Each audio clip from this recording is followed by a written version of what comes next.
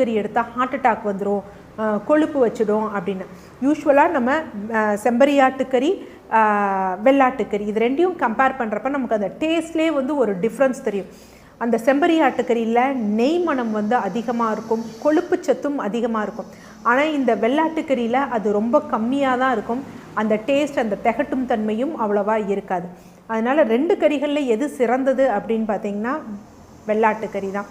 So இந்த வெள்ளாட்டுக்கறியும் சமைக்கும் பொழுது என்னென்னா, தனியாக கறி மட்டும் இல்லாமல் அதனுடன் காய்கறிகளும் சேர்த்து நார்ச்சத்துக்களும் சேர்த்து எடுக்கும் பொழுது இன்னும் கொஞ்சம் அந்த டைஜஷன், அதிலிருந்து சத்துக்கள் உறிஞ்சுறதும் நல்ல பலன் தரும். யூஸ்வலாக ஒரு 85 கிராம் நம்ம வெள்ளாட்டுக்கறி எடுத்தோன்னு வச்சுக்கோங்களேன், ரொம்ப கேலோரிஸ் கம்மி தான், வெறும் 122 கேலோரி தான் இருக்குது. அது மாதிரி ப்ரோட்டீனும் நமக்கு நல்லா கிடைக்கும். 23 கிராம் ப்ரோட்டீன், சேச்சுரேட்டட் ஃபேட்டுன்னு சொல்லுவாங்க. இதுதான் பொதுவாக வழக்குகளில்